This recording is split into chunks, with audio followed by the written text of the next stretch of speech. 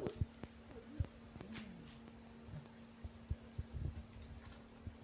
Nak peluk pun boleh. Peluk, Boleh. Dia sini, ini gigi kan. Dan gigi dia.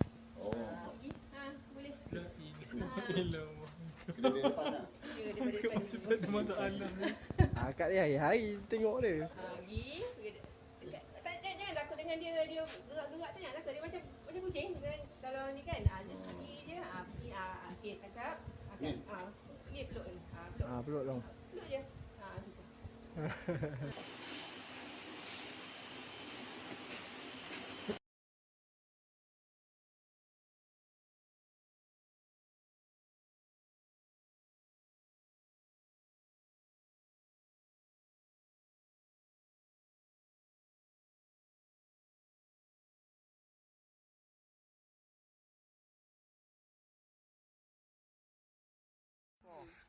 Berapa tahun dah ni?